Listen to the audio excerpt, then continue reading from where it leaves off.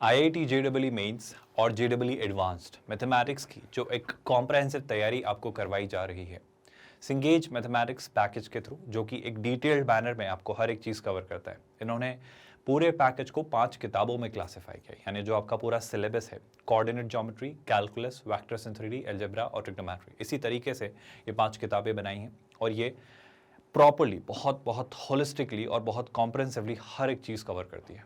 और हम इसे बिल्कुल फ्री ऑफ कॉस्ट आपको पढ़ा रहे हैं। हम हर एक चैप्टर कर रहे हैं, हर कंसेप्ट कर रहे हैं, उनके कंसेप्ट्स को कंसोलिडेट करने के लिए इलस्ट्रेशन और एग्जाम्पल्स कर रहे हैं। चैप्टर के एंड में एक्सरसाइजेस के थ्रू हर वेराइटी के क्वेश्चन का एक्सपोजर ले रहे हैं और फाइनली जेईई एडवांस के सारे प्रीवियस ईयर्स क्वेश्चंस के थ्रू उस चैप्टर को कल्मिनेट करते हैं और ये बिल्कुल फ्री ऑफ कॉस्ट हो रहा है। आई होप आप जानते हैं, कोई सब्सक्रिप्शन खरीदने को हम नहीं कहते, कोई ट्रायल वर्जन या पेड वर्जन नहीं होता, मतलब कोई भी आपको कॉस्ट नहीं पे करनी, कहीं से कहीं तक कोई भी हिडन कॉस्ट नहीं होती। We are an absolutely 100% free of cost quality online education platform from kindergarten to 12th standard। आप हमारे नोट्स, पीडीएफ्स और ई बुक्स के लिए टीम से कॉन्टैक्ट कर सकते हैं। इसके लिए आपको गेट नोट्स एक लिंक दिखाई देगा इस वीडियो के डिस्क्रिप्शन में, वहां क्लिक करना होगा। एलिप्स चैप्टर में जो हम एक्सरसाइजेस सॉल्व करें उसका ये फाइनल पार्ट है, न्यूमेरिकल आंसर टाइप जो कैटेगरी के क्वेश्चंस, और फिर अब हम शिफ्ट करने वाले हैं जेईई एडवांस्ड के प्रीवियस ईयर्स क्वेश्चंस पर, एलिप्स चैप्टर पर आए हुए सारे अभी तक के। फिर हम हाइपरबोला चैप्टर शुरू करेंगे, वही कहानी, और ये बुक हमारी कंप्लीट होगी और फिर हम शिफ्ट होंगे कैलकुलस बुक पर। आप चाहे 11th स्टैंडर्ड में हो या 12th स्टैंडर्ड, आप बस स्टेप बाय स्टेप फॉलो करते चलिए चीज़ें, कहीं से कुछ नहीं मिस हो रहा, कहीं से कुछ नहीं छूट रहा। आप यकीन करिए, ये बुक इतनी प्रॉपरली डिज़ाइन की गई, इतनी मेटिकुलसली डिज़ाइन की गई बुक है, मतलब बहुत एफिशिएंट बुक है। आप यकीन करिए, आप खुद ये फ़र्क महसूस करेंगे जब आप चीज़ें कर रहे होंगे। शुरू करते हैं इस पार्ट को, जहाँ पर हमारे सामने पहला क्वेश्चन जो अनफोल्ड होता है वो ये रहा। क्या बोल रहा है वो सुनिए जरा ध्यान से। Let the distance between a focus and the corresponding directrix of an ellipse be 8। ठीक है, and the eccentricity be 1/2। Okay, if the length of the minor axis is k, then this value is what they are asking. Sir चीजें कैसे figure out करेंगे? पहले तो आप चीजों को ड्रॉ करिए, चीजों को प्लॉट करिए, मेरा यकीन करिए आप आराम से निकालेंगे। उसने दो चीजें कही, पहले तो उसने एक डिस्टेंस के बारे में बात कही और फिर उसने एसेंट्रिसिटी को लेकर हिंट दी। मेरा यकीन करिए इतना इस क्वेश्चन में काफी है। आप जानते हैं, अगर आपको ये चीजें पढ़कर नहीं स्ट्राइक कर रहा ना, तो शायद अब गड़बड़ है ना। मैं आखिरी बार ये बात ड्रॉ कर रहा हूँ इलिप्स को लेकर, क्योंकि इससे ज्यादा अगर अब हम ड्रॉ करेंगे तो चीजें आपको ड्रॉ करने की हर बार जरूरत नहीं पड़नी चाहिए। मतलब ये एक ऐसा सिनेरियो जहां पर आप चीजें फटाफट देख सकते हो। कैसे सुनना, मेरे पास सर एक एलिप्स है, बिल्कुल है ना, और इस एलिप्स की मान लो कहीं ना कहीं क्या है, कोई डायरेक्ट्रिक्स है, बिल्कुल है। तो कहीं ना कहीं कोई ना कोई क्या है, ये एक एलिप्स था, इसकी यहाँ पर मेरे पास क्या होगी, डायरेक्ट्रिक्स लेट्स से ये रही। आई होप इतनी सारी बातों में तो कोई दिक्कत नहीं है। अब क्या कहना है आपका, ये बताओ sir. The distance between a focus and the corresponding directrix. अब बताओ फोकस क्या होती है? सर फोकस यहाँ कहीं होती है, जिसको हम मानते हैं ए कॉमा 0, अगर मैं स्टैंडर्ड एलिप्स लूँ, ज़्यादा चीज़ें कंफ्यूज ना करूँ तो। और डायरेक्ट्रिक्स क्या होती है? सर डायरेक्ट्रिक्स आपकी होती है x is equal to a upon A. अब उसने आपसे कहा distance between the focus and the directrix, मतलब अगर मैं ओरिजिन से इस डायरेक्ट्रिक्स की डिस्टेंस देखूं तो वो ये हो जाती है, ओरिजिन से फोकस की डिस्टेंस देखूं तो वो हो जाती है, इन दोनों के बीच की डिस्टेंस आप इस तरीके से निकाल लेंगे, क्या, a अपॉन ई माइनस ए ई। तो टेक्निकली उसने बस इतनी सी बात कही थी, a अपॉन ई माइनस ए ई, जिसको लेकर कोई इतना बड़ा बखेड़ा करने की जरूरत नहीं है। आपको ये बात दिखनी चाहिए, ये बात अब आपको पता है, हमने इतनी प्रैक्टिस की कि बात आप जानते हैं, है ना। तो यहाँ से क्या सर, यहाँ से अगर मैं आगे बढ़ाऊँ कहानी तो क्या, इस डिस्टेंस का उनके अकॉर्डिंग जो मायने हैं वो है 8, तो ये वैल्यू वो दे रहे हैं 8। और क्या, इस एलिप्स की एसेंट्रिसिटी को लेकर भी उनका ओपिनियन है कि इस एलिप्स की एसेंट्रिसिटी है 1/2। क्या आपको बात समझ आ रही है? मैं माइनर एक्सिस तक पहुंच जाऊंगा सर, लेकिन अगर मैं ए की वैल्यू निकालूं तो आपको कोई परेशानी बिल्कुल नहीं है। तो एक काम करते हैं, एसेंट्रिसिटी की वैल्यू जो 1/2 है वो हम यहाँ रखते हैं। तो पहले तो मैं ए कॉमन ले लेता हूँ। तो सर अगर आपने ए कॉमन लिया तो ये टेक्निकली है 1/e minus E is equal to what, 8। तो ए कॉल keep as it is, 1/e कितना होगा, 1/1/2। क्या आप देख पा रहे हो? तो 1/1/2 तो कितना हो जाएगा, 2। हम रियली सॉरी, तो ये कितना हो जाएगा, a टाइम्स 2 माइनस ई यानी 1/2 इज इक्वल टू 8।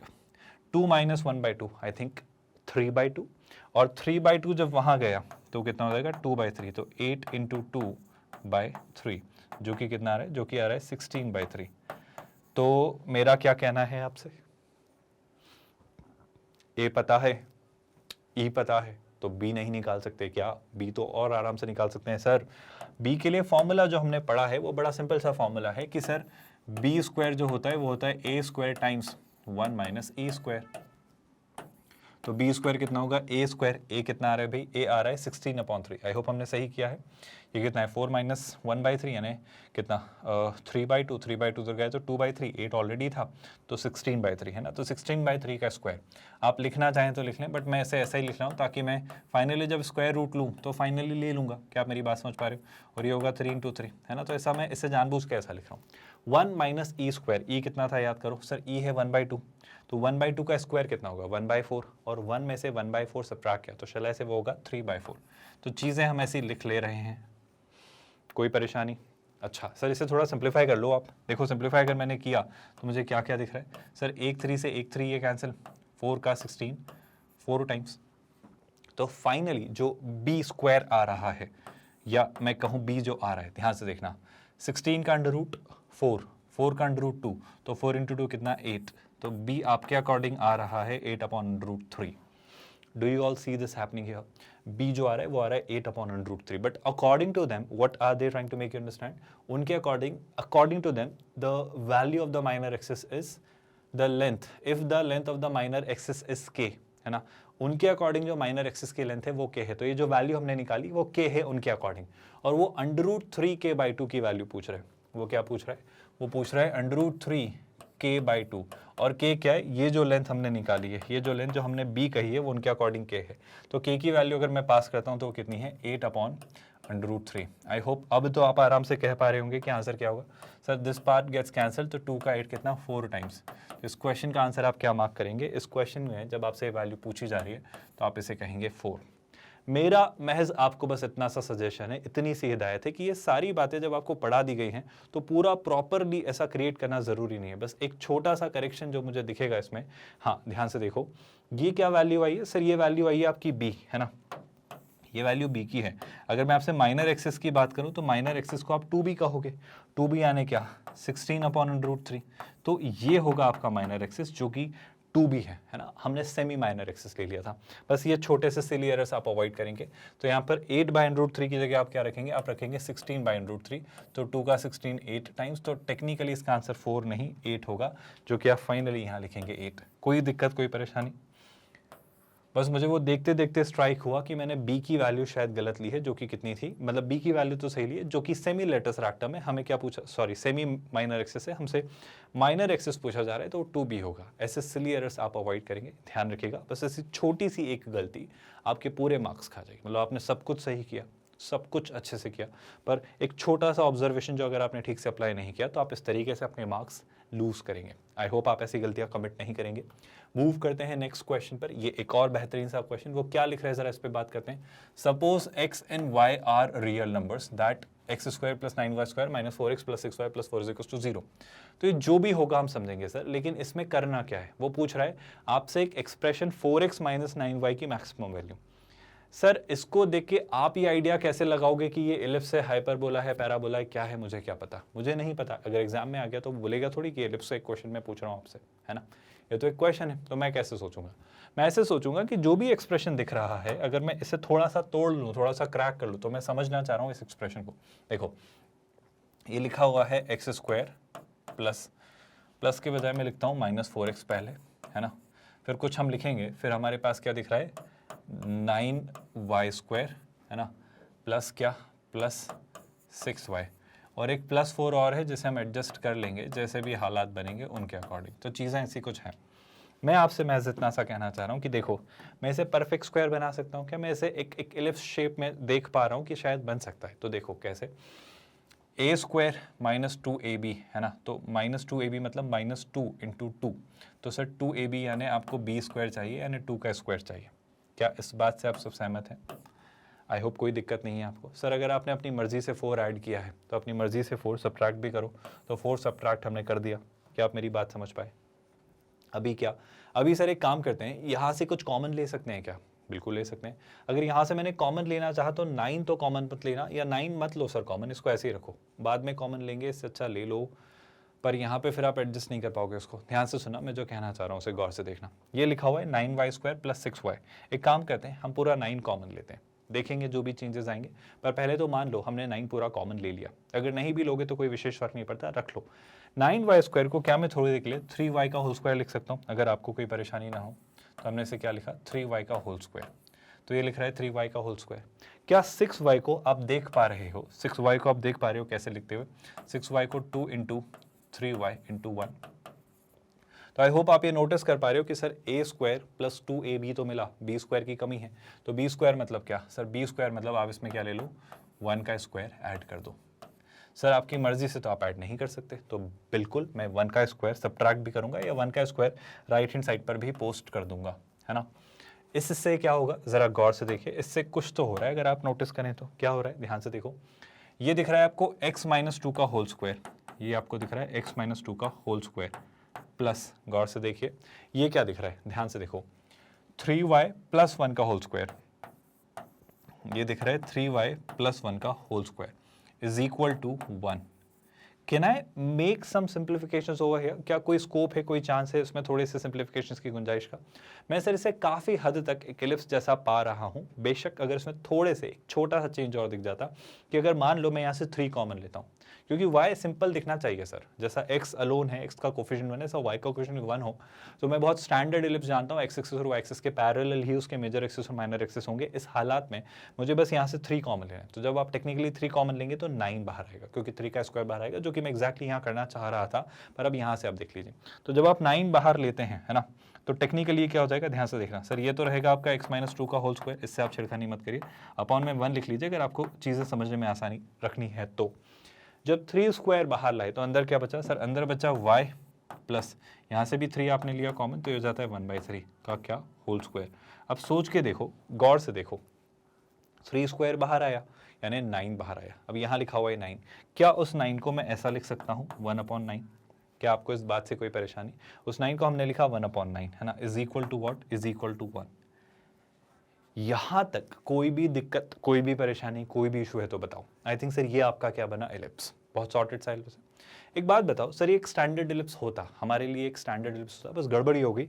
अच्छा पहली बात तो 1 और 1/9 में बड़ा कौन है सर? 1। तो अभी भी मेजर एक्सिस आपका एक्सिस पैरेलल होगा, माइनर एक्सिस आपका होगा। अगर मैं एक हल्का सा आइडिया आपको देना चाहूँ तो ये एलिप्स कुछ ऐसा बन रहा होगा, गौर से देखना। ये एलिप्स आपका कुछ इस तरीके से बन रहा होगा कि ये मान लो आपका क्या है, माइनर एक्सिस, है ना, इसे मैं यहाँ रख देता हूँ। और मान लो इसी तरीके से कहीं ना कहीं आपका क्या है, मेजर एक्सिस, जो कि शायद कुछ इस तरीके से बन रहा होगा। तो इसमें बस इतना सा देखो कि ये जो एलिप्स है वो अभी भी आपका इसी तरीके से बना हुआ है। बस उस एलिप्स में जो चीज़ें हो रही हैं वो कुछ ऐसी हो रही है। गौर से देखिएगा कि सर उस एलिप्स में, ध्यान से देखना, उसका सेंटर के कोऑर्डिनेट 2, -1/3। आई होप आप देख पा रहे हो, 2, -1/3। तो इस एलिप्स के सेंटर के कोऑर्डिनेट्स क्या होंगे सर? वो होंगे 2, -1/3। मैं ड्रॉ महज इसलिए कर रहा हूँ ताकि आपको चीज़ें समझ आ जाएं।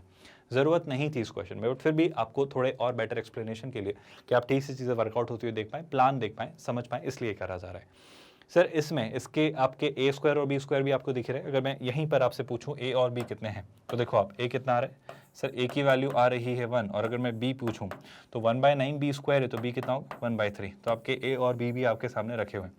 कुछ भी पूछा होता, मान लो एसेंट्रिसिटी कुछ भी निकलवाया होता तो हम बहुत आराम से हर एक चीज़ निकाल देते। लेकिन बात कहाँ आकर बॉइल डाउन हो रही है? बात तो सर उसने कुछ बहुत ही अजीब सा पूछा है।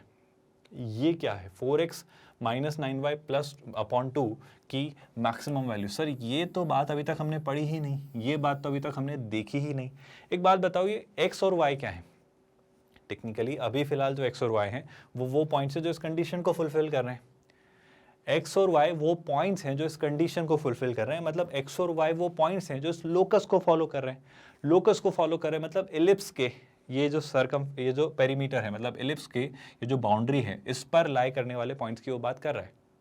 मतलब अगर एक एलिप्स का रैंडम पॉइंट है, अगर एक एलिप्स पर लाई करने वाला रैंडम पॉइंट है, तो ये उस पॉइंट के रिस्पेक्ट में बात कर रहा है, उस पॉइंट से x और y ढूंढ रहा है। तो अगर मैं यहाँ पर आपसे x और y पूछूं तो सर हम जानते हैं एलिप्स में आपके पैरामेट्रिकली अगर मैं लिखता तो x और y हो जाते थे a cos theta, b sin theta. पर सर पैरामेट्रिकली वो जब आप लिखते थे तो वो लिखते थे आप x = a cos थीटा, मतलब x = आप क्या लिखते थे, a cos थीटा, और y = आप क्या लिखते थे, b sin थीटा। लेकिन सर ये तब लिखते थे जब आपका सेंटर क्या रहता था, ओरिजिन। लेकिन अभी फिलहाल सेंटर बदला। सेंटर क्या बदला? सेंटर अब हुआ आपका h कॉमा के, तो अब आप क्या लिखोगे? x minus H is equal to A cos theta, X minus K is equal to B sine theta. अब इस तरीके से आप वो रैंडम पॉइंट के पैरामेट्रिकली वर्जन में कोऑर्डिनेट्स निकालोगे। तो मैं x को क्या लिखता हूं सर? मैं x को लिखना जानता हूं h प्लस ए कॉस थीटा। अब h क्या है? h आपका सेंटर का x कोऑर्डिनेट है, तो हो जाएगा 2 प्लस ए कॉस थीटा। ए की वैल्यू कितनी है सर? ए की वैल्यू है 1, तो 2 प्लस 1 टाइम्स कॉस थीटा। ये आपका इस पर लाई करने वाले किसी भी पॉइंट का x कोऑर्डिनेट होगा पैरामेट्रिक वर्जन। और y कितना होगा? k प्लस, अच्छा k कितना है सर? सर k को ध्यान से देखो, सॉरी k कितना है आपका? k तो ये है -1/3 है ना, आई एम रियली सॉरी। तो k तो है आपका -1/3 और plus b sine theta. b कितना है सर? b है 1/3, so this is going to be कितना? This is going to be 1/3 times sine theta, which if I were to simplify further I would have gotten, देखो sin theta -1/3। I hope you all are comfortable with that. So इस तरीके से आप इस पर लाई करने वाले किसी भी x और y पॉइंट के पैरामेट्रिक वर्जन निकालते हो। तो इस पॉइंट पर अगर इस एलिप्स पर कोई भी पॉइंट लाई करता है x और y, तो उसके पैरामेट्रिक वर्जन क्या होंगे सर? वो होंगे 2 plus cos theta, 2 plus cos theta comma sine theta -1/3। क्या अब आपके दिमाग की बत्ती जली? क्या अब आपको स्ट्राइक कर रहा है कि सर अगर अब मुझसे पूछी जा रही है किसी एक्सप्रेशन की मैक्सिमम और मिनिमम वैल्यू, एक्सप्रेशन क्या है? 4x minus 9y upon 2। Expression क्या है? गौर से देखिएगा, एक्सप्रेशन है 4x माइनस 9y अपॉन 2। यहाँ पर ये जो x और y चुने गए हैं वो कुछ इस तरीके से चुने गए हैं कि ये उस एलिप्स पर लाई करने वाले पॉइंट्स हैं। तो क्या x और y की अलग अलग वैल्यूज रखने के बजाय मैं अपनी सहूलियत से डिज़ाइन की गई बुक्स बोल रहा हूँ, अपनी सहूलियत से डिज़ाइन की गई वैल्यूज रख सकता हूँ? रख सकते हो सर। इससे फायदा हो जाएगा कि आपका एक्सप्रेशन थीटा में आ जाएगा और फिर एक ही वेरिएबल रहेगा और उससे मैं मैक्सिमम और मिनिमा तक पहुंच जाऊंगा। क्या आप बात समझ पाए? आई होप आप स्ट्राइक कर रहे हैं। तो x की value 2 plus cos theta replace की है ना, तो x की value 2 plus cos theta replace की, तो कितना हो जाएगा? 4 टाइम्स, है ना। सेशन अभी खत्म नहीं हुआ, बहुत इंपॉर्टेंट बात पढ़ा रहा हूँ तो स्किप मत करना कुछ भी। तो 2 प्लस कॉस थीटा, x की जगह रखा -9। y की जगह क्या रख रहे हो सर आप? y की जगह क्या रखेंगे भाई? y की जगह आप वैल्यू निकाल चुके हो, y की जगह क्या रखेंगे? Sine theta -1/3। तो y की जगह मैं क्या रखता हूँ? Sine theta -1/3 divided by what? Divided by 2। आपको इस एक्सप्रेशन की मैक्सिमम वैल्यू निकालनी है। सर थोड़ा सिंप्लीफाई करते हैं, बिल्कुल करिए। देखो ध्यान से, इसको अंदर पास किया तो 4 × 2 कितना? 8 प्लस ये कितना हो जाता है सर? ये हो जाता है 4 cos थीटा। ओके, देन 3 का 9 कितना? 3 टाइम्स, तो हो जाता है -3, तो हो जाता है -3 साइन थीटा। कोई दिक्कत तो नहीं।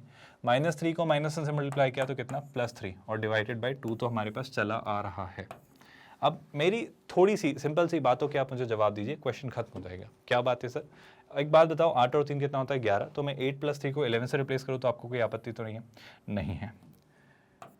एक छोटी सी बात का जवाब दीजिए, क्या आपने कहीं ना कहीं कभी ना कभी ये पढ़ा है? क्या आपने कहीं ना कहीं कभी ना कभी ये पढ़ा है कि अगर आपको मैं कभी भी लिख के दूं a sine theta plus b cos theta, तो हम कह सकते हैं सर, वैसे हम ये पढ़ेंगे ट्रिगो में, मैं इसका मैथमेटिकल प्रूफ भी आपको दूंगा, पर अगर मुझे कभी भी कोई a sine theta plus b cos theta लिखकर देता है तो मैं इसको कहूंगा सिर्फ नेगेटिव √a² प्लस b² से हमेशा बड़ा होगा और पॉजिटिव √a² प्लस b² से छोटा होगा। मेरा यकीन करिए ये बहुत प्रोमिनेंटली यूज्ड फॉर्मूला है जो IIT JEE मेंस और JEE एडवांस्ड बहुत तादाद में पूछता है, मतलब they are in love with this formula. तो आपको कोशिश करनी है कि आप इस बात को याद रखें। खैर हम इस पे इवेंचुअली एनीवे इतनी प्रैक्टिस करेंगे कि आपको याद हो जाएगा, बट फिर भी अभी से याद रख लो तो बात बन जाएगी, है ना। तो ये फॉर्मूला कई बार यूज़ होगा, है ना, कि अगर कभी भी ऐसा एक्सप्रेशन दिखे a sine theta plus b cos theta, तो उसकी मैं रेंज बता सकता हूँ। ऐसा क्यों कर रहे हो सर? ध्यान से देखो, 4 cos theta minus 3 sine theta, ये क्या दिख रहा है? गौर से देखिए, ये दिख रहा है 4 cos theta minus 3 sine theta. क्या आप देख पा रहे हो कि सर इसकी मिनिमम और मैक्सिमम वैल्यू तक मैं जा सकता हूं अगर थोड़ा दिमाग लगाऊं तो? कैसे? देखो ध्यान से, ये है आपका a -3 और b है आपका 4, तो -3 का स्क्वायर 9 और 4 का स्क्वायर 16 और इस पे क्या लगा दीजिए? √ ये हमेशा इससे बड़ा होगा और 16 सॉरी माइनस साइन अब नहीं लगाएंगे। 16 + 9 कितना? 25, 25 का √5, तो इसकी पॉजिटिव वैल्यू से हमेशा छोटा होगा। क्या आप मेरी बात समझ पाए? अगर नहीं समझ पाए तो मैं यहाँ पे यही लिख देता हूँ। आप इतने स्मार्ट होने चाहिए कि आप सीधे वैल्यू लिखें, ना कि बार बार ये एक एक स्टेप फॉलो करें, है ना। तो sir 4 cos theta minus 3 sine theta जो आ रहा है, जो आपका एक्सप्रेशन आ रहा है क्या? 4 cos theta minus 3 sin theta, ये जो वैल्यू आ रही है ये आपकी किससे किसके बीच में है? ये आई थिंक सर -5 से +5 के बीच में है। करना क्या चाह रहे हो सर? 2 मिनट थोड़ा पेशेंस रखिए। मुझे सिर्फ इसकी वैल्यू नहीं चाहिए थी, इसमें +11 भी करना है। तो मैं काम करता हूँ, इस इनइक्वालिटी में तीनों तरफ +11 कर देता हूँ। तो यहाँ भी +11 किया, यहाँ भी +11 किया, और इसे थोड़ा मैं उठा के उधर रख देता हूँ ताकि मेरे पास थोड़ा स्पेस हो, है ना। यहाँ पर +11 किया और यहाँ भी 5 + 11 किया। कोई दिक्कत तो नहीं? आई होप कोई परेशानी नहीं है। अगर मैं इसे थोड़ा सिंप्लीफाई करके लिखूँ, 11 - 5 कितना सर? 11 - 5 6 होता है, तो कितना हो गया? 6। और 11 + 5 कितना होता है सर? ये होता है आपका 16, तो कितना हो गया? 16। आई होप आपको दिख रहा होगा कि हम काफ़ी क्लोज हैं अपने आंसर के। सर ऐसे कैसे कह पा रहे हो? देखो ना, अब बस 2 से डिवाइड करना है, तो तीनों तरफ अगर मैंने 2 से डिवाइड किया तो 6/2 कितना हो जाएगा सर? 6/2 होगा आपका 3। यहाँ पे मैं 2 से डिवाइड कर देता हूँ, तो इसे मैंने 2 से डिवाइड कर दिया। और अगर 16 को 2 से डिवाइड किया तो कितना आता है सर? वो आता है आपका टेक्निकली 8। तो ये जो आपका एक्सप्रेशन है, ये जो आपका एक्सप्रेशन जो आपका निकल कर आ रहा है, जिसके बारे में वो सवाल कर रहा था सर, वो टेक्निकली 3 से 8 के बीच आता है। मतलब क्वेश्चन में जो आपको बात पूछी गई थी ना, क्वेश्चन में जो आपसे बात पूछी गई थी 4x - 9y/2, ये एक्सप्रेशन आपका 3 से 8 के बीच ही घूमेगा। अगर ये एक्सप्रेशन 3 से 8 के बीच ही घूमेगा तो इसकी क्या वैल्यू पूछी जा रही है? मैक्सिमम। अगर मिनिमम भी पूछी होती तो वो भी बता देते सर हम। तो 3 से 8 के बीच अगर वैल्यू है तो सबसे बड़ी वैल्यू क्या होगी सर? सबसे बड़ी वैल्यू क्लियर सी तय सी बात है, 8 होना तय है। क्या इस बात को आप सब डाइजेस्ट कर पा रहे हो? आई होप इस क्वेश्चन को आप समझ पाए कि इसका हम आंसर कैसे लिखेंगे, 8। चलो, यहाँ तक अगर चीज़ें क्लियर हुई तो ये हुआ हमारा फाइनल कल्मिनेशन किसका? सारे एक्सरसाइज पर बेस्ड क्वेश्चंस का। कौन सी एक्सरसाइजेस? एलिप्स चैप्टर की। किस तरह की एक्सरसाइज? जिसमें हम हर तरह के क्वेश्चन कैटर करेंगे। किस तरीके के? सिंगल करेक्ट हो, मल्टीपल करेक्ट हो, न्यूमेरिकल आंसर टाइप हो, लिंक्ड आंसर बेस्ड हो, मैट्रिक्स मैच टाइप हो, हर एक चीज़। इसके बाद क्या? इसके बाद JEE एडवांस्ड के क्या? Previous years questions. Ellipse chapter पूछे गए अभी तक के सारे, फिर हाइपरबोला और फिर कैलकुलस बुक।